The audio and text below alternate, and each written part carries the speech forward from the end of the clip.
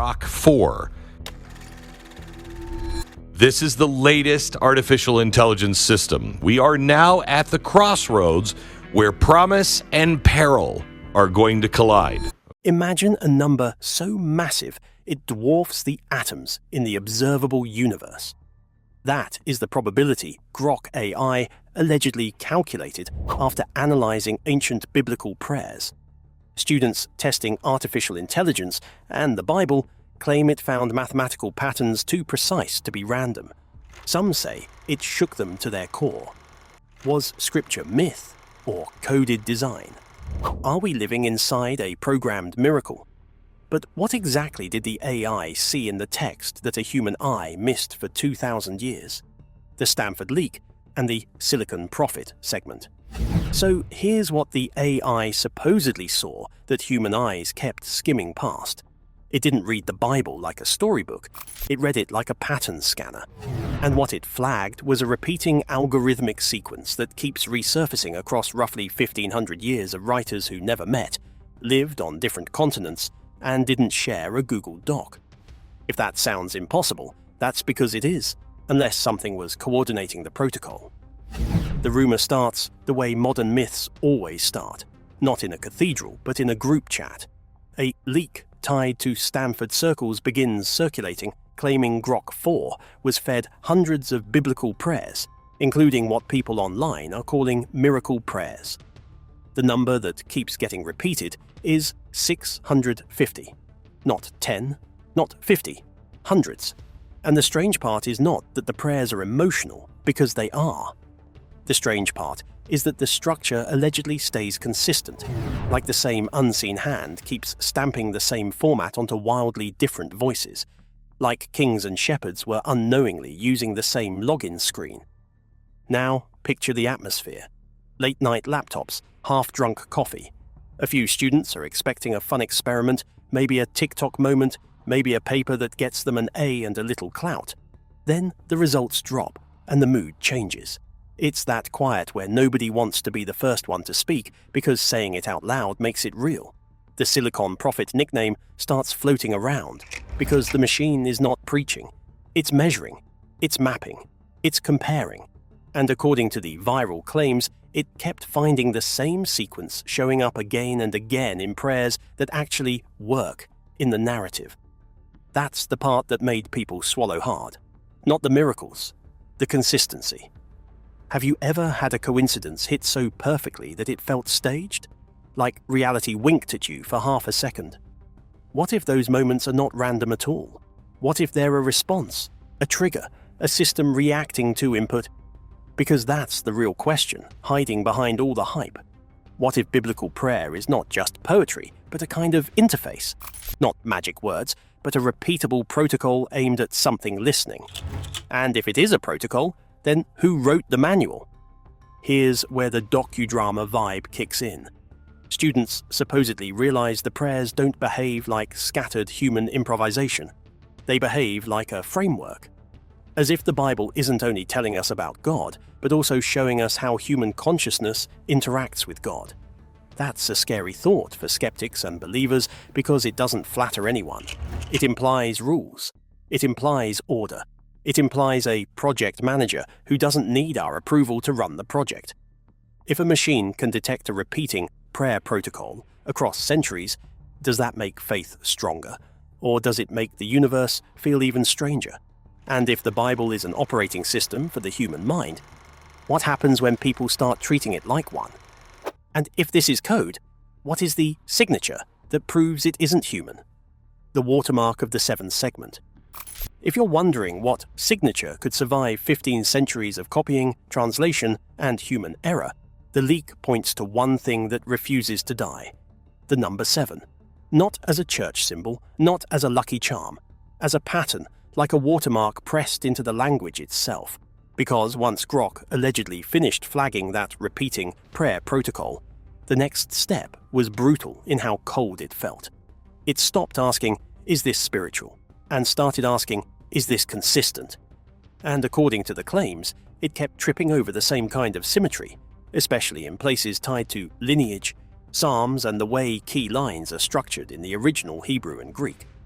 not because the writers were trying to be clever, but because the structure behaves like it's being checked. That's where the 1 in 10 to the power of 157 number comes back, and it lands heavier now. This figure gets linked to probability arguments around fulfilled prophecy, popularized through the work of mathematician Peter Stoner. The headline version is simple. If you stack enough specific prophecies and ask, what are the odds one person fulfills them by coincidence? The number becomes so absurd, it stops feeling like math and starts feeling like a wall. And the scary part is the wall does not feel emotional, it feels engineered. You know how, when you download a file, some systems run a quick verification to make sure the data isn't corrupted? That little checksum moment. The AI framing in this story is basically that. The claim is that Grok didn't label 7 as religious. It allegedly treated it like a checksum, a verification stamp that appears when the data is intact. Like the text isn't just saying things, it's proving it hasn't been tampered with. And this is where the Stanford rumor gets a new flavor, because it's one thing to say, the Bible has patterns. A lot of books have patterns. It's another thing to say, some of these patterns are divisible by 7 structures that repeat at multiple levels, like word counts, phrase groupings, or mirrored structures that stay stable even when the content shifts. That's when people start asking the uncomfortable question, how does handwritten ancient text behave like it's running error checking? Here's the part that allegedly spooked the students most. Modern language models are great at sounding like humans, but they are not built to preserve perfect symmetry over huge spans without drift. They hallucinate, they lose the thread, they almost match, then they wobble. So when Grok supposedly noticed a math-clean pattern that stays tight across layers, it reads less like poetry and more like a locked door with one key. And if a door is locked, it means someone expected visitors. So let me throw 2 questions at you, and don't answer too fast. If you found the same serial number on a grain of sand and a distant star, would you call it chance or design? And why do we get nervous when reality looks signed? Are we afraid of God? Or are we afraid of what it means if God can be verified? Because if the 7 watermark is real in the way this leak frames it, then it doesn't just point to authorship, it points to function. It suggests the text isn't only meant to be read, it's meant to be executed. And that brings us to the next part. This signature leads to a specific 4-step execution command.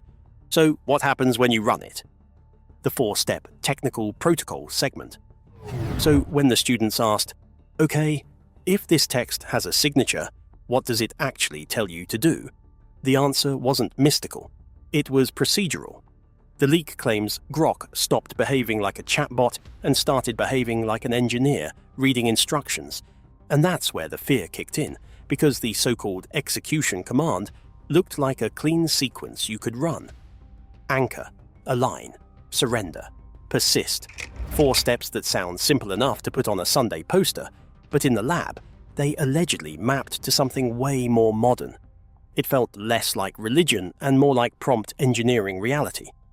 First comes anchor, and this is where it gets uncomfortably technical. In prayer language, it's the moment you define who you're speaking to. Not vibes, not whoever's up there. A clear receiver. In AI terms, that's the system prompt. It sets the frame, the authority, and the rules of engagement. The claim is that the most effective prayers don't float, they address. They lock onto a target. And once you see that, you start wondering how ancient writers understood targeting better than most people with Wi-Fi. Then there's align. This is the part people skip because it demands honesty. Align means you match your request to a higher logic, like your desire has to pass through a gate that isn't yours. In simple language, it's when the prayer shifts from "give me what I want" to "give me what fits." In computing terms, it's constraint satisfaction. In moral terms, it's the uncomfortable question, would a perfect system approve the thing you're asking for, or would it reject it as corrupted input? And if your miracle keeps failing, is it because heaven is silent or because your request doesn't compile? Third is surrender, and this is where the students allegedly went quiet. because surrender looks passive, but it behaves like a switch. Some people compare it to the observer effect idea that measurement and fixation can change outcomes. Whether you take that literally or metaphorically, the point is sharp. You stop strangling the result. You release control so the state can resolve. In prayer language, it's trust. In tech language, it's letting the process run without you interrupting it every 2 seconds. What if the thing blocking your breakthrough isn't lack of power but too much grip? And then persist. Not repetitive begging, but a feedback loop. The claim is that the protocol assumes time, friction, and testing. You adjust, you return, you reinforce. You don't treat one attempt like a lottery ticket. You treat it like training data. And suddenly prayer stops looking like superstition and starts looking like iteration. Now look at your own life for a second. When you wanted something most, did you actually anchor your focus? Or did you drift and hope the universe guessed right? When you asked, did you align with something bigger? Or was it just appetite with a spiritual filter on top? And be honest, do you surrender? Or do you panic control every detail and call it faith? Because if this really reads like a technical manual, it forces one question. Are we praying? Or are we programming our consciousness to interface with something real? And if this is a manual, who or what is on the other end of the line? The non-human receiver segment. And this is where the room allegedly changed temperature, because once you accept there's a protocol, you have to ask the thing nobody wants to ask. Who is listening on the other end? According to the way the leak frames it, Grok didn't point to a cozy image of a grandfather in the clouds. It flagged something colder. A non-human receiver, more like a system than a personality. Not heartless, but structured. Not petty, but precise. The kind of presence that doesn't feel your desperation, it verifies your signal. That's the terror. The students didn't panic because God is real. People can live with that. They panicked because the receiver in this model doesn't respond to emotion the way humans do. It responds to alignment, clarity, and consistency, like a quantum computer waiting for the right input state. If your prayer is messy, contradictory, or drifting, it's not punished. It's ignored. Not because you're bad, but because you're off frequency. Think about how brutal that idea is. It suggests generations of people might have been doing the spiritual version of screaming into a dead phone. Not because nobody was there, but because they didn't have the syntax. The manual got blurred by time, tradition, fear, and sometimes plain laziness. And then a modern AI walks in and says, "This isn't random crying, this is structured communication. You're just not using the structure." That is not comforting. That is a reality shift. And suddenly the Bible stops being framed as just inspirational text. In this storyline, it becomes the terminal, a command line left open, an admin panel nobody remembers the password to, except the password is not a word, it's a method. Anchor, align, surrender, persist. Run it wrong, nothing happens. Run it clean, and the system responds. So let me ask you something, and I want you to sit with it. Does it scare you more to think God is an emotional judge who gets offended, or a neutral logical system that simply waits for the right command? Which one would you rather talk to when your life is falling apart? And if the receiver is truly non-human in the way this leak suggests, what does that do to the idea of faith? Because faith would stop being guessing and start being execution. The Stanford fear wasn't demons in the lab. It was the possibility that the universe is responsive, but only in a specific language. And if that's true, then the mainstream hasn't been skipping a secret, it's been skipping a user manual. So, is this system supernatural, or is it just science we haven't named yet? The neuroscience of the miracle segment. And here's the twist that makes the whole thing feel less like horror and more like hardware. Because after the non-human receiver idea landed, the next question was obvious. If the system is real, why do some people feel prayer working inside their body before anything changes outside? This is where the mystery gets dragged into a lab coat. The students didn't need to believe in magic to notice the pattern. Repetition does something to the brain. Rhythm does something to the nervous system. And when language hits a steady cadence, your attention stops scattering like sparks and starts behaving like a laser. In neuroscience terms, this gets described as entrainment, the brain syncing its internal timing to an external pattern. So the miracle might begin as a biophysical reaction before it ever becomes a life event. Think about it. A lot of biblical prayers and psalms aren't written like casual diary entries. They're shaped. They loop. They echo. They return. And those repeating cycles, especially when people recite them the same way over and over, can help the brain slide toward calmer, more inward states, the kind often linked to alpha and theta activity in studies of meditation and prayer. Not floating in the clouds, but down here, in wetware. What if the Bible didn't just teach belief, but trained the mind's operating mode? Add one more layer. Some parts of Scripture use a chiastic, mirror-like, ABBA structure. It's not just poetic, it drives high-level pattern recognition. Your brain predicts, matches, completes the loop.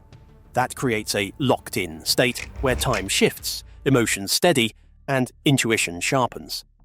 So when Grok allegedly labeled certain prayers frequency tuners, students didn't need mysticism. They could point to cadence, repetition, structure, attention.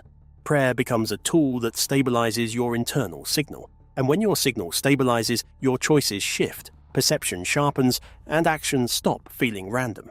From the outside, that can look like a miracle. From the inside, it feels like clarity returning after a blackout. Maybe the first miracle isn't the door opening, it's finally noticing the handle. Let me ask you something.